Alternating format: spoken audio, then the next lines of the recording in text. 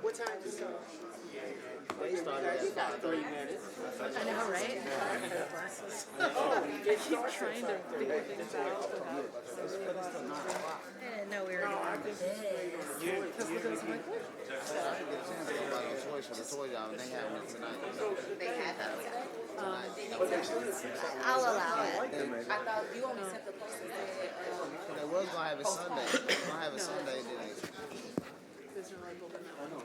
but he didn't give you the new date. And then I said, I put in a message to Roy, but he didn't say Monday. Good, thank you. That's the best way to start. He said when he wanted us to buy it. Oh, my. It's my first time. Yeah. One more minute. My first time getting the big books. Big budget. The chair will call the December 16, 2025 meeting of the City Council to order. Please rise for the Pledge of Allegiance. I pledge allegiance to the flag Of the United States of America and to the republic for which it stands, one nation, under God, indivisible, with liberty and justice for all.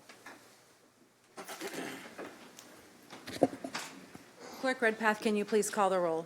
Yes, ma'am. Alderman Cox. Here. Alderman Gregory. Here.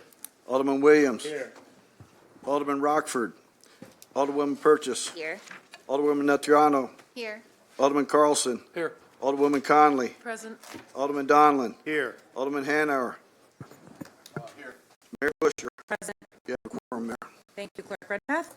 The civility pledge, in the interest of civility, I pledge civility by listening, being respectful of others, acknowledging that we are all striving to support and improve our community, understanding that we each have different ideas for achieving that objective.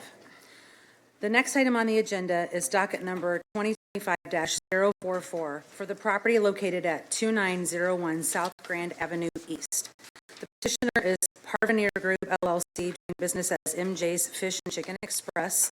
Present zoning classification is I-1 Light Industrial District, Section 155.040. Requested zoning relief is classification to B1 Highway Business Service District, Section 155.033. Springfield County Regional Planning staff recommendation is approval. The Planning and Zoning Commission recommendation is accept the staff recommendation for approval. The chair will now entertain a motion. Mayor, I would like to approve the Springfield Planning Commission recommendation. I have a motion and a second to approve the Planning and Zoning Commission recommendation. Any discussion from the audience at this time? Seeing none, the voting will now be open. All those in favor of the motion, please vote yes. All those opposed will vote no. And the motion passes with 9 voting yes, none voting no. The next item on the agenda is docket number 2025-045 for the property located at 701 South Dirksen Parkway. The petitioner is JJ9 Properties LLC. The present zoning classification is I-1 Light Industrial District, Section 155.040. The requested zoning relief is a conditional permitted use pursuant to Sections 155.040C12.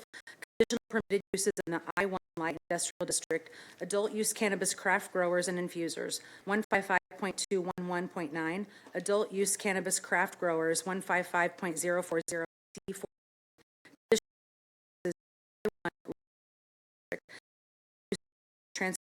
Organization or processing organization, 55110, use cannabis transporting organization or processing organization, and 155.4012, conditional permitted uses in the I-1 Light Industrial District, adult use cannabis craft growers and infusers, 155.211.12, adult use cannabis infusers, and 155.492, conditional permitted use.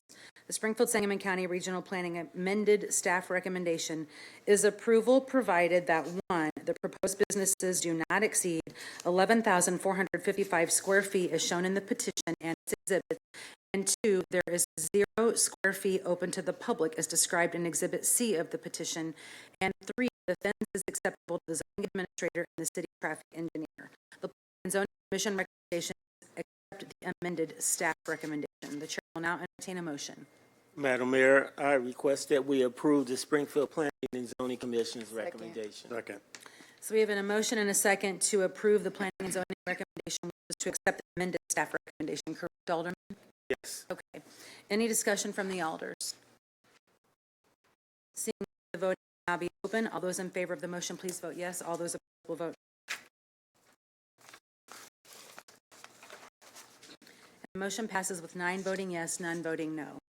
The next item is 2025-046 for the property located at 2900 and 2908 Ridge Avenue. The petitioner is Jalpal Patel. The present zoning classification is B1 Highway Business Service District, Section 155.033. The requested zoning relief is conditional permitted use of Section 155.033C8 in the B1 Highway Service Business District. Liquor sales package exclusive of drive-in or drive-up for the sale of alcohol. Section 155.210 package liquor sales to allow for package liquor sales. Variance of Section 155.210B package liquor sales to permit package liquor sales on a lot within 100 feet of a residential zoning lot. The Springfield Sangamon County Regional Planning Staff recommendation is approval provided that the package liquor sales are limited to one package liquor establishment in an area not to exceed approximately 2,000 square feet, open to the public as stated in the petition, and 2, package liquor sales end at 12 a.m. as stated in the petition. Approval of the variance as submitted. Planning and zoning recommendation is denial. The chair will entertain a motion. Madam Mayor, I want to request that we approve the Sangamon County's Regional Planning Commission staff recommendation with stipulations. What I would like to do at this time is read the stipulation that's been agreed to. There's a speaker as well. I would like corporate counsel to explain the other stipulation. First stipulation is installing and maintaining a solid open fence 8 feet in compliance with zoning ordinance along the south rear property line. And second would be no signage is to be installed or maintained on the fence. So Okay. that's the first stipulation. So we have a motion and a second to accept the Springfield Sangamon County Regional Planning Staff recommendation with the exception of also adding installing and maintaining a solid opaque fence 8 feet in height in compliance with zoning ordinances along the south rear property line, and then 2, no signage installed on the fence. Correct? Correct. Yeah. Alderman Gregory. Yes. And so first we'll let any discussion of the alders. Is there any discussion from the alders? Seeing none, would you like corporate counsel to speak before the speaker Yes, I comes would up? like to deal with the other two stipulations. Yeah, so there was also a question as to whether or not the additional permitted use would be granted only to this owner. And what I explained to Alderman Williams is the conditional permitted use will be with the land liquor license that's also going, that's been applied for that property to receive. The way that they can serve alcohol is through that conditional permitted use. If the land were to be sold, it would be sold with that conditional permitted use, or if the ownership of the establishment were to change hands, while the conditional permitted use would run with the land, liquor license would not, because that is to the owner. And so if there's a change of ownership, then there would need to be a new liquor license associated with the premises. Is that good, Alderman? Correct. That is good, yeah. After corporate counsel explanation, is there any discussion from the alders at this time? Yes, Mayor. I Alderman just want Williams. to touch base. There was a third stipulation dealing with some water, dealing with a waterway. It was determined that that's not zoning, that's private, and that's something that currently exists and has existed for several years, and zoning can't correct it, is the way I was told. Now, corporate counsel, you may word it better. That's right. So there's a private arrangement regarding drainage in the property. We as the city wouldn't govern or address that through our zoning process. However, the private property owners would have rights if the drainage was blocked, changed. Thank you. Thank you. Okay, so from there, we're going to citizens to sign on this particular. Are you guys ready? Oh, you want to go ahead and call? The person going to speak is Joe Mercier. Is Joe here?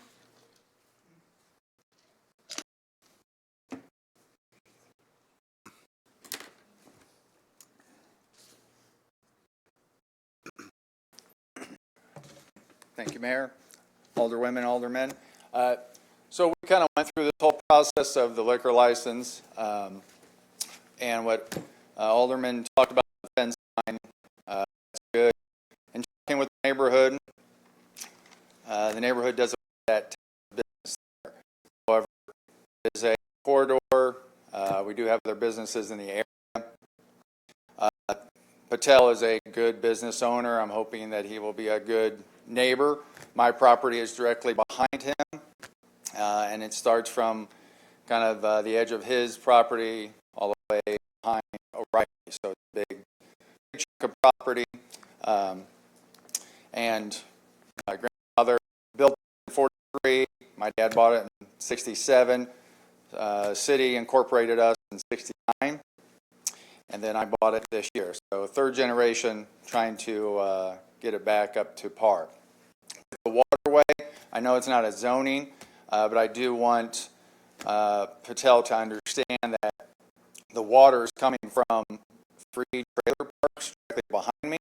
Now, when they put in 68, I do not know what the agreement was between my father and the trailer park.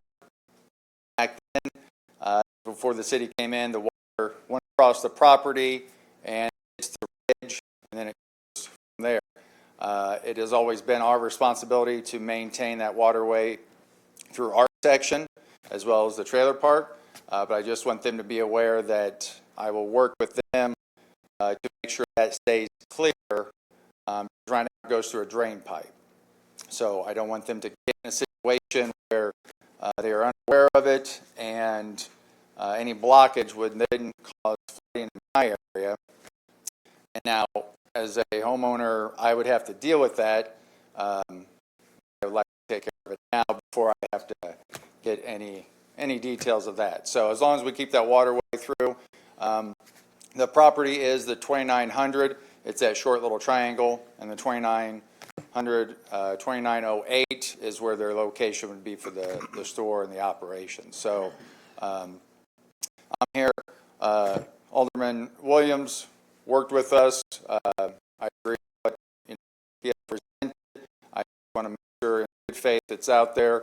It's public record, and just I can be a neighbor, and they have all the information just so they can go from there. Any discussion from any alders? I would just say to get out of these, it's not it's general. I'm hoping they listening. So out there is an area, Mayor, right across the street is county. A lot of county lots.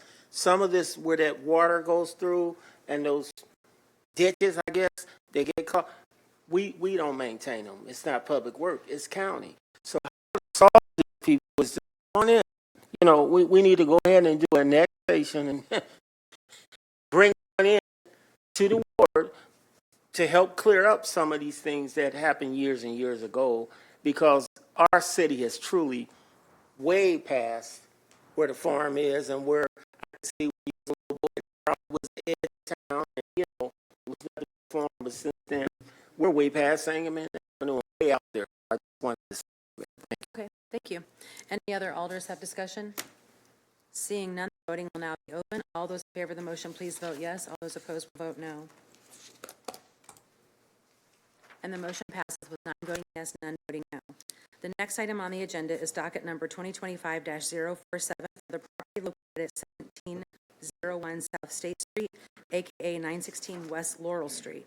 The petitioner is Coffee and Fields Incorporated. The present zoning classification is S2 Community Shopping and Office District, Section 155.031. The requested zoning relief is conditional permitted use pursuant to Sections 155.031C3 and 155.200 to permit the operation of a tavern with liquor sales by the drink, and 155.031C6 and 155.210 to permit the sale of packaged liquor.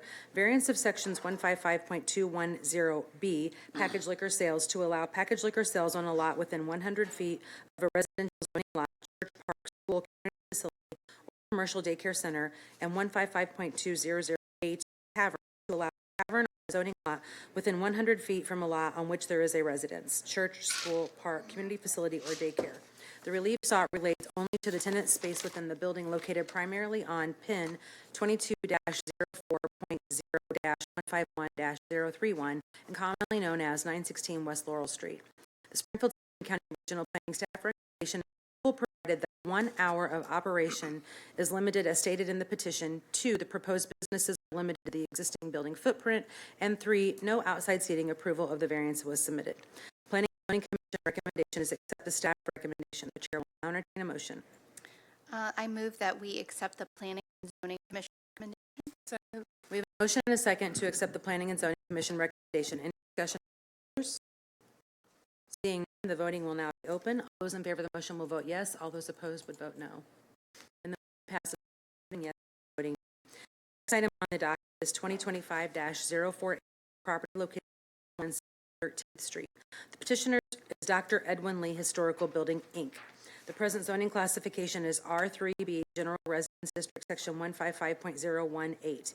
The requested zoning relief is reclassification to R5B, General Residence and Office District, Section 155.021, variance of Sections 155.097A and B, required accessory off-street parking spaces, office buildings, 155.05, required accessory off-street parking spaces, community facilities uses, cultural, civic, or historical institutions, non-being related to accessory off-street parking requirements to allow the uses with the approximately 7 off-street parking spaces and 155.480A3 landscape screening and lighting regulations. For a waiver of applicability of provisions of Section 155.480 for landscape screening and lighting regulations, so as to apply to property.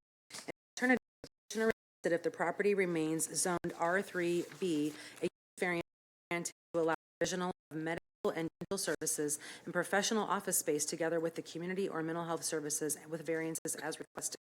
Springfield Sangamon County Regional Planning Staff recommendation is approval of the requested rezoning to R5B and approval of the variances as submitted, provided that 1, all building lighting is full cut off, pointed down, and does not cast glare on the adjoining properties to satisfaction of the zoning administrator, and 2, the proposed fence on the plan the constructed before business its operations. Planning and Zoning recommendation is accept the staff recommendation. The chair will now entertain a motion. Mayor, I accept the staff's recommendation on this matter. Motion second to accept the staff recommendation. Any discussion from any of the alders?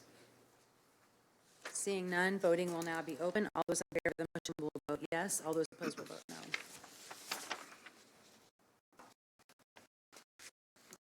Motion passes with 9 voting yes, voting no.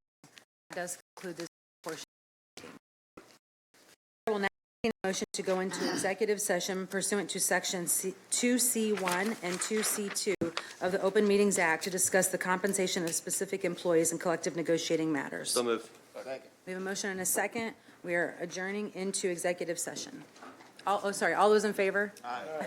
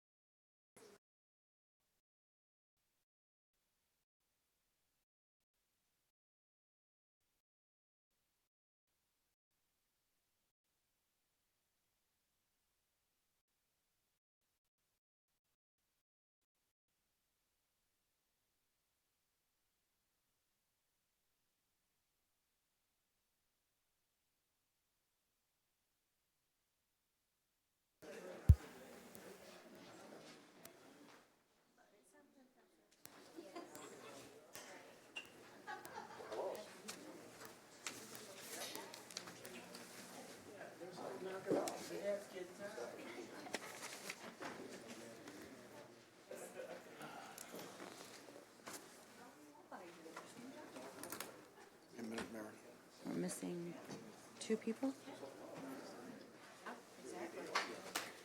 Oh, there they are, okay.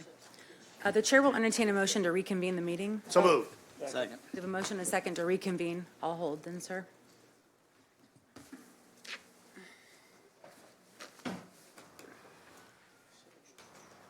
All those in favor of reconvening the meeting, please say aye. Aye. Those opposed, nay. We're just waiting for the clerk to get back signed on.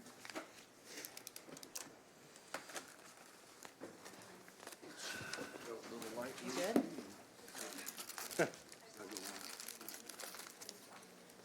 Can I let the presentation start? Want me to wait for you or no? We have two presentations. Can they start? Okay. There's no proclamations this evening, but there will be two presentations held tonight.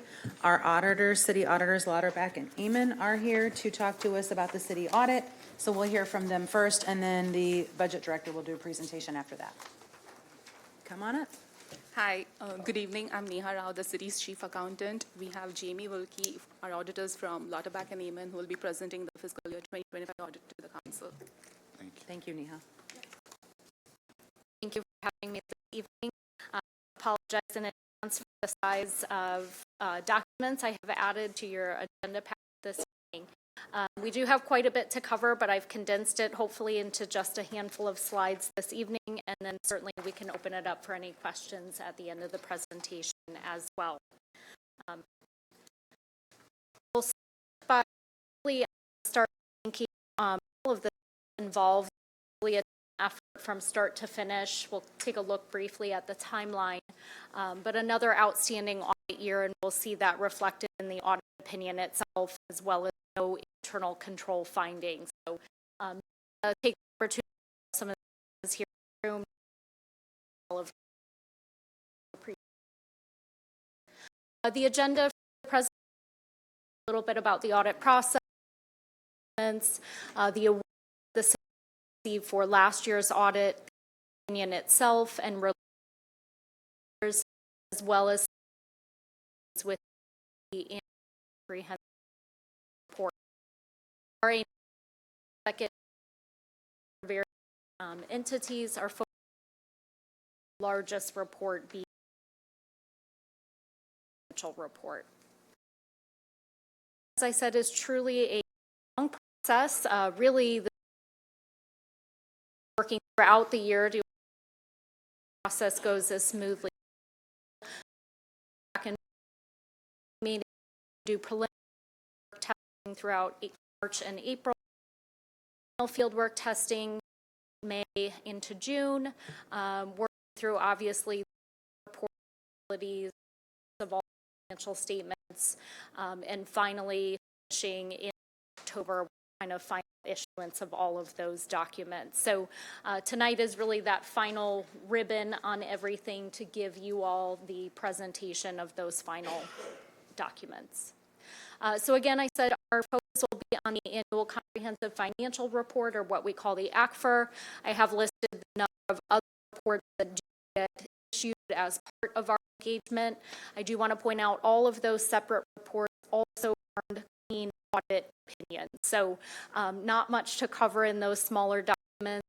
And certainly there are two other communication letters provided the last two bullet points.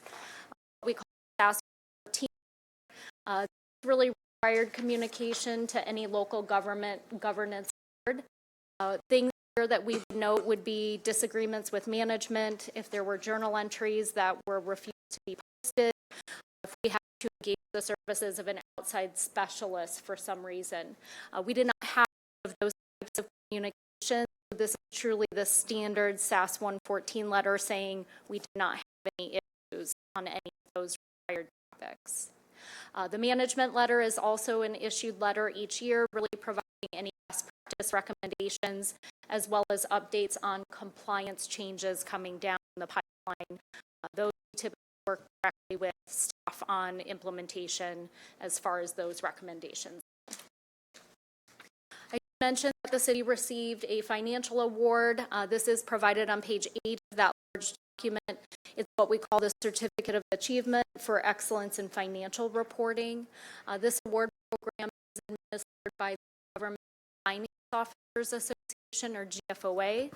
This is really the highest level of financial reporting for any state or local government across the country. So I just wanted to give kudos again to the staff. There are quite a bit of additional transparency items required for the board, and prior report did that criteria. We obviously anticipate this year's audit and receiving the award. I do want to point out in it the city that is a line of this document does manage responsibility related to the audit and the auditor's responsibility. Our goal is to issue what we call an unmodified or clean opinion, which is in fact what we have provided to the city. It is the highest level opinion that you can earn each year. A couple of things I do want to point out are not specifically the pension plans, also outlined within those few pages of the audit upon audit that piece. And we are also required to take a look at the overall control environment. So I did mention we did not have any internal control findings that are deemed material weaknesses or significant deficiencies. That would require separate communication and conversation this evening. The opinion the city can receive. Two other key sections, specifically council board. Our transmittal letter provides information on the local economy, discussion of financial planning policies that might impact financial results, some of the operating highlights for the year, so kind of the non-financial information that might be of interest, and then city awards and acknowledgements. That is one of the required sections for the award program we discussed, so I certainly would encourage you to spend a little time in that section as well as you are able. The other section would be the statistical section, page 1045. Chuckle because most people don't make it that far in the audit, so I certainly want to point it out this evening. Really a wealth of information in that section of the audit document. 10-year trend information covering financial results, revenues, debt capacity, economic indicators. Members find interest in that historical information at the back of the report. Last section to point out this evening is management's discussion and analysis, or what we call MD&A. You do have a number of pages in this document. Pages 15 through 26 report to serve as executive summary. That covers really high-level results. It is prepared by city management. We do have a few key financial highlights for this evening. Overall, for the fiscal year, city net position or equity did increase. A couple of notes: continued capital asset investments worth of $80 million were put from a capital asset perspective in 2025, and we also have long-term related items kind of roll off the balance sheet as well. So those long-term debt items were reduced by over 7% during fiscal year 2025. As we have assets and debt books, that improving the value or equity of the city as a whole. Discussion of factors, next year's budgets and rate. So that is really the key section of the document. It is a lot to digest. I have contact information up there. I'm certainly happy to answer any questions this evening.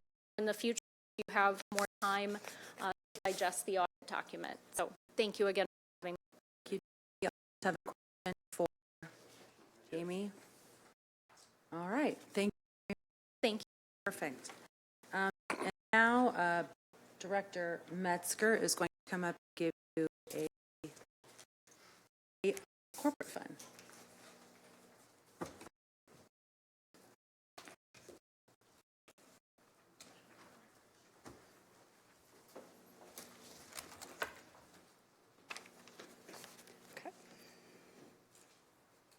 Right. Good evening, everyone. Evening. This is our quarter 3 report, and it has been updated through November 30th.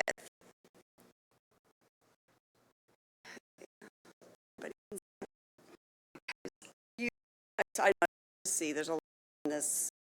If you look at the light blue, you will see that that is our fiscal year 26 budget. And then the red line is our fiscal year 26 actual, and this is for the corporate fund revenues.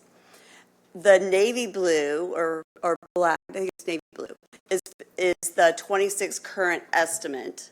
And the purple was last year, the dotted line purple is last year's, is now audited, fiscal year 25. You will see by looking at this that the fiscal year 26 versus the 26 budget, we are right on target. So we have not had any really any changes to what was budgeted. So our actual is trending at 117 million, and our estimate is another 61 million, and we were budgeting it at 173 million in revenue. Since the Level the Playing Field Act went into effect in January of 25, the last 8 months of our tax revenues have outperformed our expectations. And that Level the Playing Field Act, if you're not familiar with it, that is where all the remote retailers out of state are now required to file with the Department of Revenue. Moving on to our corporate fund expenses, I'll do the same. So the blue in the chart is the 26 budget, and the red bars are the 26 actuals. And then there is a yellow line for the last several months that is our current year estimate. And then the black solid line is our fiscal year 25.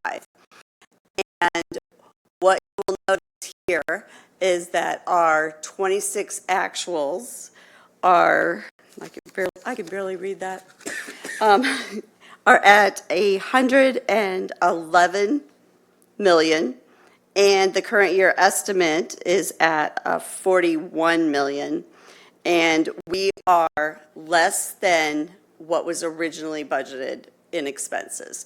So we have not spent as much as what was originally budgeted, and some of that is due to the lapses in vacancy. We have over 2 million currently under budget for personal service lines, and we also had grant timing of about 5 million, which it has not been spent during this current fiscal year.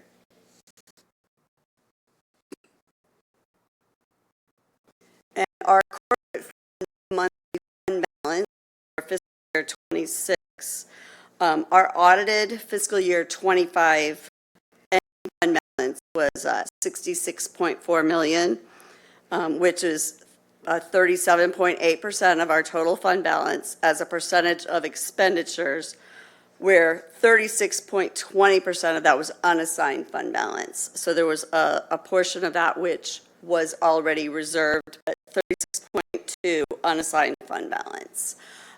For fiscal year 26, our expected fund balance is going to increase to 78. Does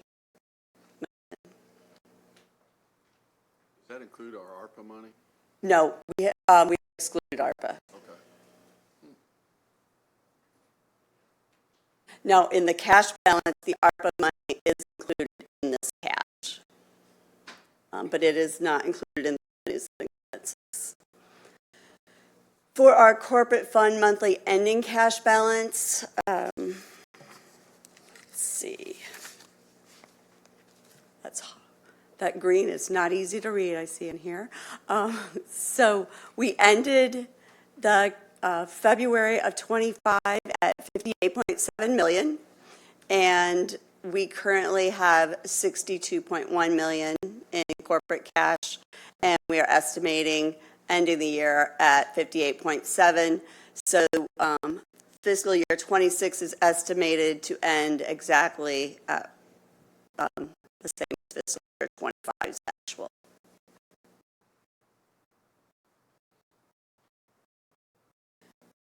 I've included our public safety pension funding. While we have an increase in fund balances, we're also having an increase in our pension costs. So this chart is for 20 years from fiscal year 98 through fiscal year 25, and it shows that during that there was a 6.49 million annual per year growth for those 28 years. The yellow line represents total expenses that have been paid, where the green which is sitting at $230 million for the police pension fund. That represents our assets. So the green represents the assets, the yellow, the expenses. If the yellow and the green were to meet, then we have a very serious problem, because then we would not have the investments to cover our expenses. And that one was police, and this one is fire. And it shows the $192 million in assets at fiscal year '25.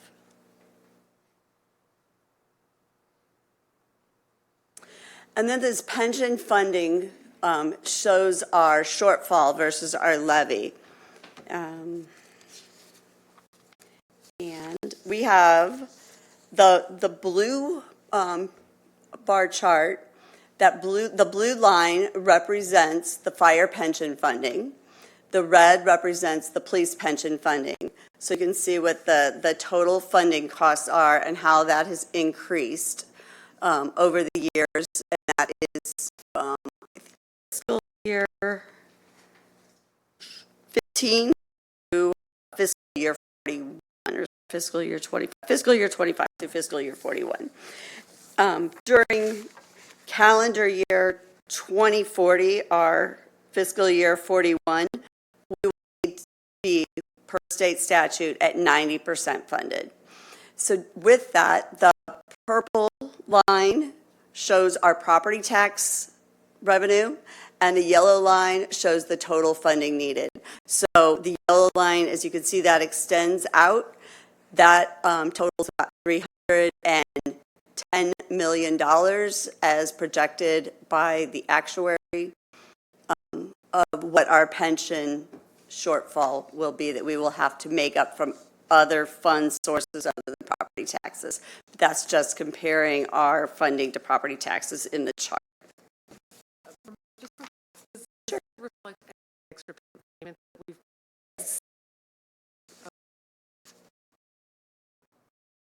Which we're going to see an ordinance for that in the next week too. payment. Okay. We've also included our projects by department, and that has the ward as well as citywide. So this is the overhead, and this was updated through November 5th. And you see, like, the first column is CDBG, where there's $719,000 worth of spend, and then how that's allocated. Let's see, the CDCV and Cures Act, so that was COVID related, and cannabis funds, and then the Pillsbury, which you'll see that is in Ward 3. And the unhoused services, and that's citywide, $125,000. And I don't know if you want me to read that to you and as well, so that you have it. And it will be posted on the city's website for anyone who wants to look at it in further detail. Sorry, just real quick, Sure. where's the citywide home rehab program reflected on that? So citywide includes such thing as like you mean like the Girls and Boys Club and Clean Slate? No.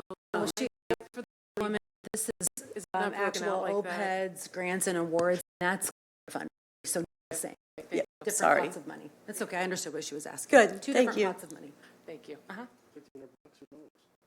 Okay. This is Public Works and their programs, and those are set up by board. And I know that our Public Works personnel do with the others for budget purposes to determine what will be occurring in your ward next year.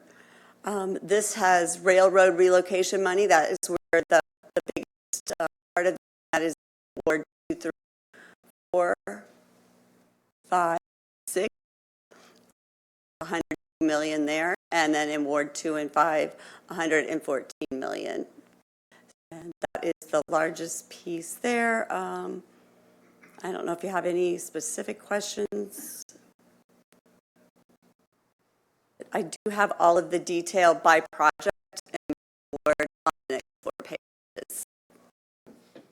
So you will be able, Organized by, be easy to look at. Alderman. and then I have the CWP Water Department projects, and there's 3 pages of those, and those are also broken out by ward.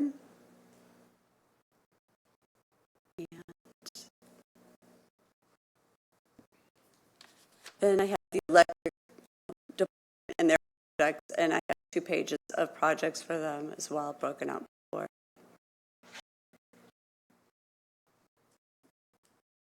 Does anyone have any questions? I know it's a lot. It's from any Alder. Yes, I've got it for you. I'll hand that out.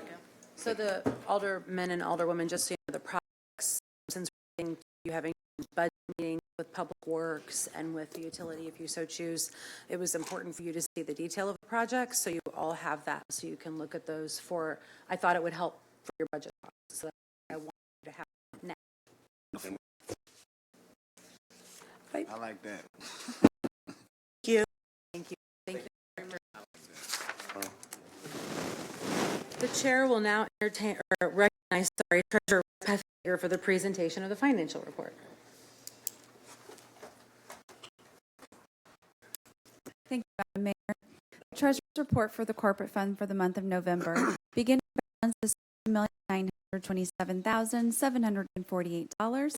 Total receipts of $11,652,962. Total disbursements $10,420,320, which left the corporate fund ending balance for the month of November at $62,159,590. The ending general fund balance includes $5,863,524, which is the November ending balance for ARPA money. Madam Mayor. Thank you. The chair will entertain a motion to approve Treasurer Redpath Hager's financial report. We have a motion and discussion. Seeing none, all in favor of the motion, please say aye. Aye. Those opposed, nay. The ayes have it. The chair also recognizes Director Metzger for any questions on the OBM contract report. Are there any questions from that you received in your email? Seeing none, move on. The chair will entertain a motion to dispense with the reading of the minutes of the December 2nd, 2020 regular council meeting. Approve the minutes. We have a motion and a second. Any discussion on the minutes? All in favor of the motion, please say aye. Opposed, nay. The ayes have it. The chair will entertain a motion to incorporate the council first ordinance into the record of council. So moved. We have a motion and a second. Any discussion on first read? Seeing none, all those in favor of the motion, please say aye. Aye. Those opposed, nay. The ayes have it. The next item on the agenda is the consent agenda. The chair will entertain a motion to incorporate the pre-council reading of the consent agenda into the record of this council meeting. So move, Mayor. We have a motion and a second. Any discussion on the consent agenda's reading into the record? Seeing none, all those in favor of the motion, please say aye. Aye. Opposed, nay. The ayes have it. Thank you. The chair will now entertain a motion to suspend the rules and place on first reading agenda item numbers 2025-531 and 2025-532. 2025-531 is an ordinance ratifying the fiscal year 27 health insurance premiums and the health benefit summary plan description for the City of Springfield active union participants for the Office of Human Resources. Ordinance 2025-532 is an ordinance ratifying the fiscal year 27 health insurance premiums and the health benefit summary plan description for the City of Springfield and non-active retired participants for the Office of Human Resources. To put both items 2025-531 and 2025-532 on first reading. So moved. We have a second to put those on first reading. Any discussion? Seeing none, all those in favor of the motion, please say aye. Aye. Those opposed, nay. The ayes have it. The chair will entertain a motion to place the consent agenda on final passage. So motion second. Any discussion on the consent agenda? Seeing none, will now be open in a minute. Voting will now be open. All those favoring the motion, please vote yes. Those opposed will vote no. I'm a yes, I'm not sure. Not clicking. Sorry, no. Let the record show. Okay. Motion passes with 9 voting yes, none voting no. Agenda item 2025-497 and 2025-499 tabled or any committee. I think we have any action on those. move on. The next item on the agenda is item 2025-515. Ordinance authorizing the transfer of appropriation authority from the Community Development Block Grant from one account to another in the amount of $400,000 for the Office of Planning and Economic Development. The chair will now entertain a motion to place agenda item 2025-515 on final passage. So moved. Second. We have a motion and a second. Any discussion from the alders? Seeing none, your voting will now be open. All those in favor of the motion, please vote yes. All opposed, vote no. And the motion passes with 9 voting yes, none voting no. Is there any unfinished business to come before the council from the members? Seeing none, is there any new business to come before the council? Alderman Donlin. Thank you, Mayor. I just wanted to take this opportunity to say 2 things this evening. One of our colleagues celebrated her 29th birthday, and I wanted to wish Alderwoman Purchase a very happy birthday. Happy birthday, Alderwoman. Happy birthday, Alderwoman. And I just want to say, Yes, Chris. No meeting next week. Any other new business to come before the council? I think Alderman Hanauer didn't say it into the mic. There is no meeting next week. Correct. I want to really clarify that for people. Everyone can enjoy the holidays. Enjoy. Some clapping somewhere, nowhere. Following Tuesday. And Alderman Cox. Yeah, just briefly, again, I didn't get any complaints. I don't know how the did. I think Public Works did a great job again with this latest snowstorm that we had, an ice storm. So we appreciate it very much. I had 1 complaint, and it was handled within minutes. So thank you. I agree. We've gotten a lot of compliments. So great job to our Public Works team. Go to advance request to address the council. Clerk Redpath. Marina Powell. Marina Powell. Not here. Jordan Shaw.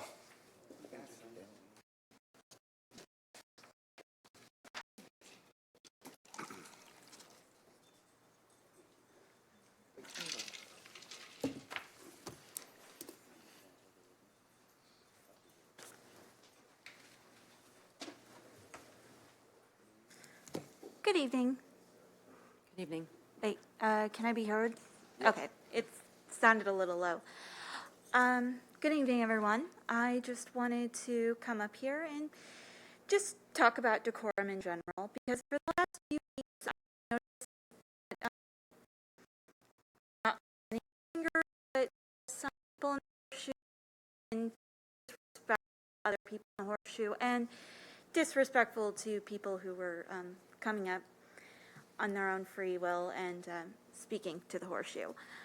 Now, I understand things are very heated, and I understand that you guys would rather be anywhere else, and often a couple of older people, not naming names, not here for the public speaking, but I do appreciate those who have stayed. I'm just not really comfortable with the decorum speech at the beginning if it's going to just be ignored halfway through, especially to each other. Because if you guys are working to better Springfield, then you shouldn't be interrupting other people when they're trying to figure out what to do. And also, I've noticed respectfully a lot of back and forth where in one breath, you'll be silencing an older person when they're trying to get more information, and then in the same breath, joking with another person. And you can clearly tell who's on whose side. I get it. It's 2025. We all got our lines drawn in the sand. Cool. But, I mean, y'all just actually listen to your wards and your constituents. I mean, that'd be cool. And honestly, I just think y'all need to do a little better. Not everybody. Some of you are doing to the best of your abilities, and I get it. Sometimes you just want to get into your car and scream at the top of your lungs because you feel like you're doing so much, just stay in the same place, but it's better. Thank you, John. Thank you. Salem, Madison.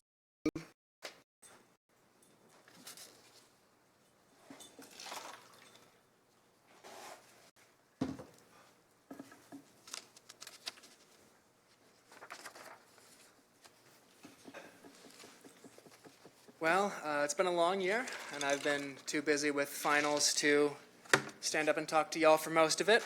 But I've been paying attention on YouTube, and I'd like to talk a little bit about a couple things we need to learn from this year. Recent Purple Coalition meetings, and many of the meetings I've had with the Land of India, brought up the need for conversations. So I'd like to start an uncomfortable conversation, particularly I agree with. What do you think this city will be in another year? Personally, I come from Decatur, and while I will always love my hometown, I don't regret leaving. Decatur refused to hold men like A. Stanley and Howard Buffett accountable. Decatur refused to reconcile with its own history of racism. Corporations came, extracted all the labor and consumer money they possibly could, and when it was used up, they left for somewhere else. From 2010 to 2020, Maine population loss was surpassed by only 3 other counties in the entire U.S. And I watched it. I grew up watching it happen. I grew up watching a city die.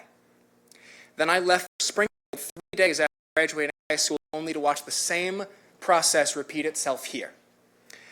So if you ask me where Springfield's going to be after another year like 2025, same as it is now.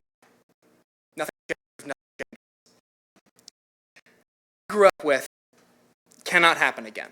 While I truly love and yelling at one, we're kidding ourselves if we think that's going to be enough.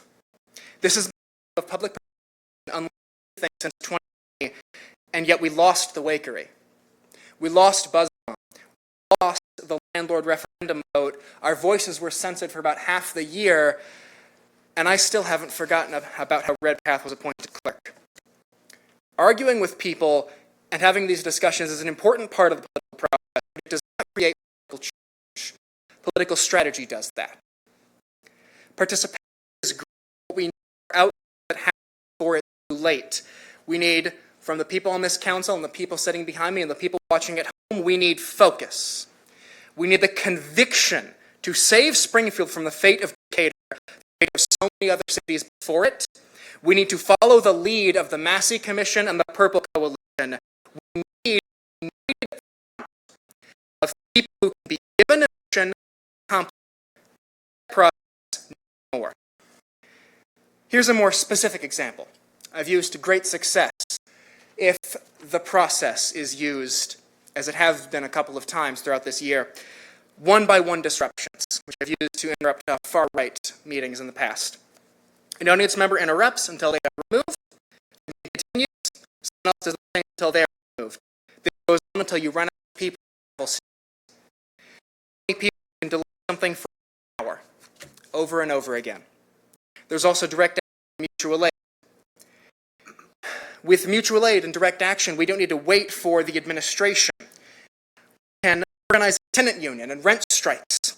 We can work with groups like Food Not Bombs and Intricate Minds and provide people with the city will not, cannot provide them.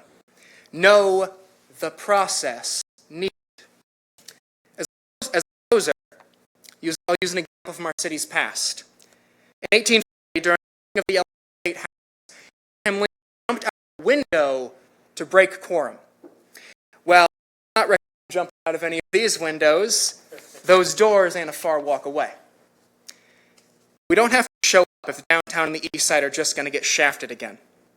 These steps may sound drastic, but this country is in reasonable times. We can't act like we are and still expect to win. We must have a precedent. This has to work for everyone, or it doesn't have much of a right to work. If you think things can continue as they are, I ask you one more time, where is this city in another year?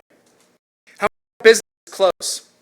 How many more people on the east side suffer at the hands of systemic violence? How many more shooting matches are we going to have? To those in this council who do care about this city, even those I may have yelled at before, please, if you do adopt more aggressive strategies, you won't be doing it alone. Remember who stood with you before.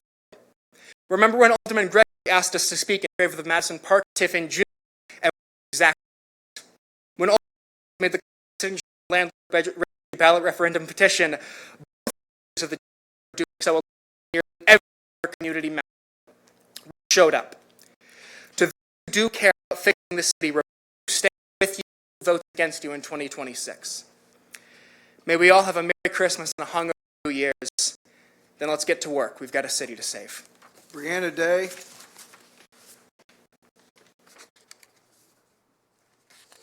See her here.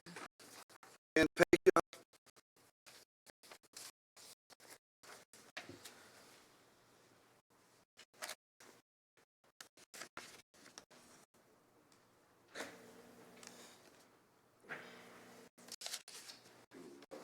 If I can actually hand you guys something to give out to everybody. Joanna will come down. Visual aid, but it is like sort of a accompanying what I do. She's coming down.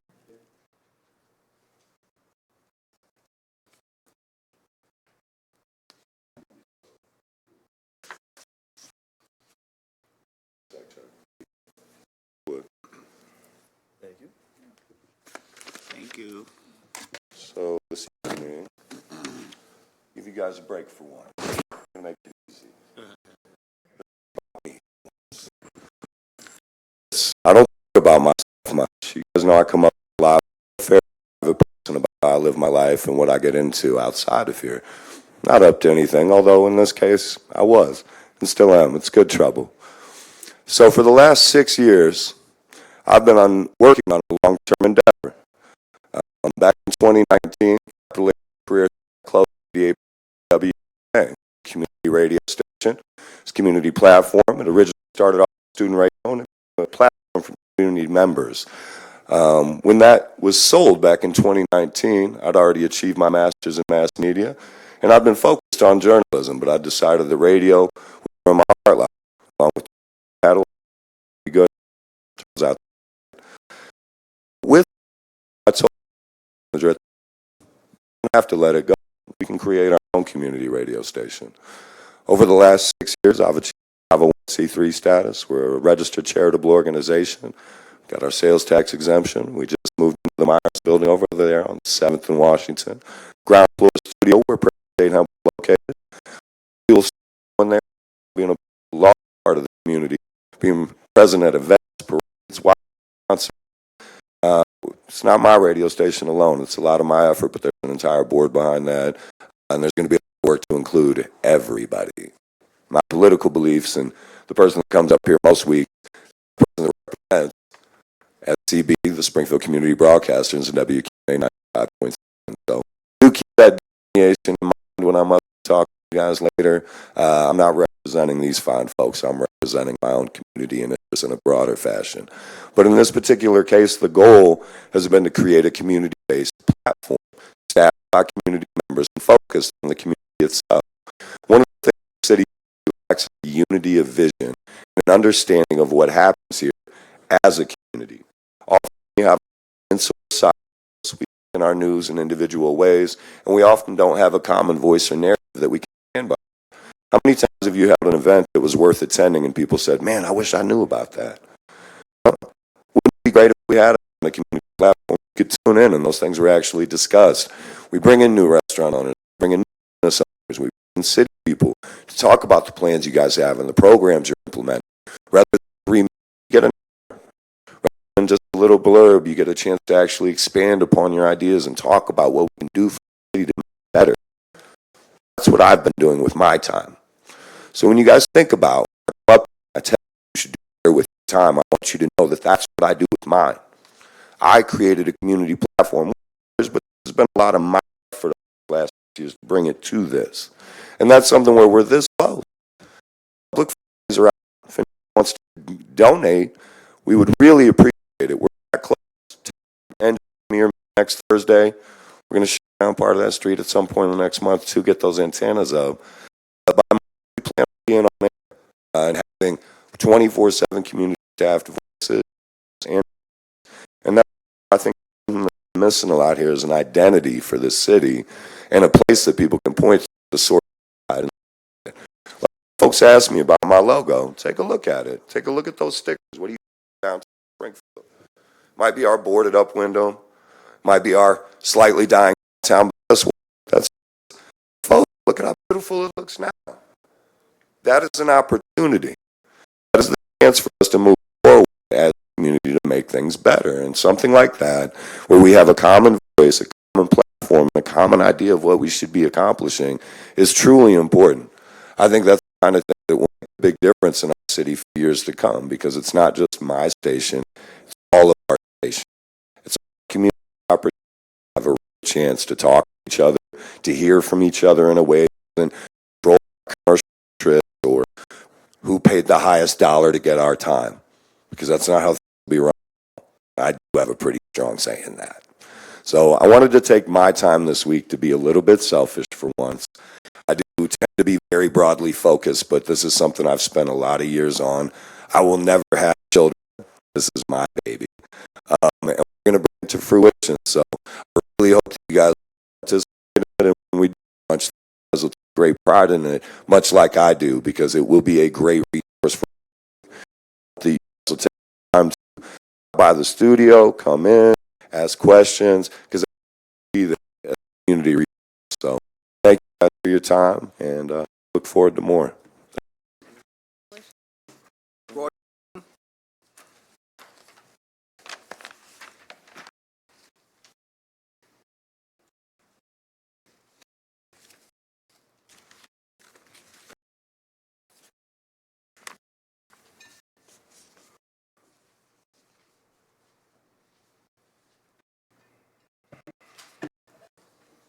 How y'all doing, everybody? Hello. Okay. It's like conservators of the peace. Mr. Walton, can you just put the microphone? There you go. Thank you, sir. Yeah. Conservators of the peace is a public official charged with preserving public order, preventing breaches of the peace, enforcing the law, especially or activity. Duties that apply. Law enforcement is hold on.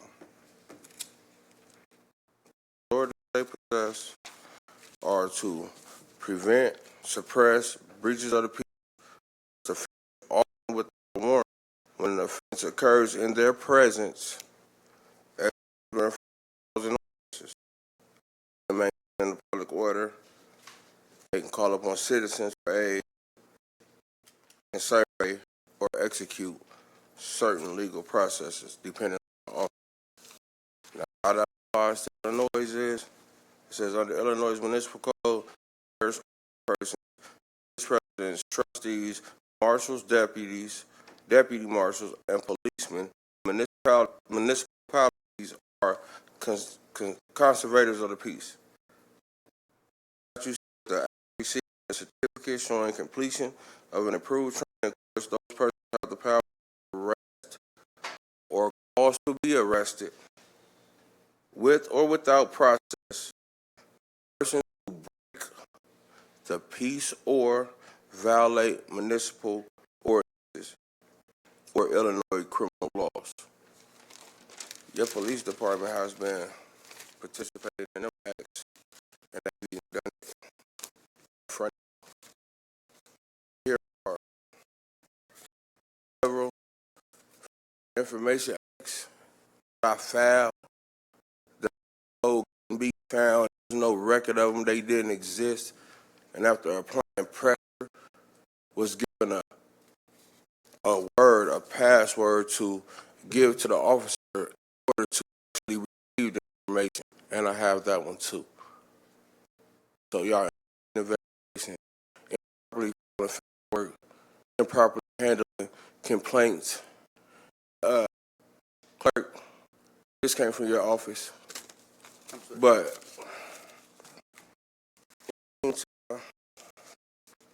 violations is being made.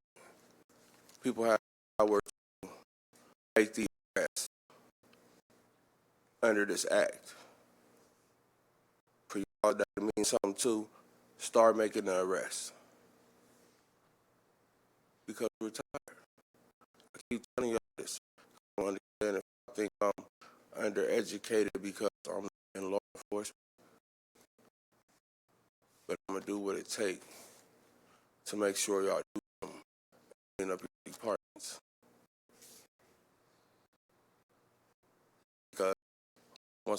I said last week. It's sad about police response times.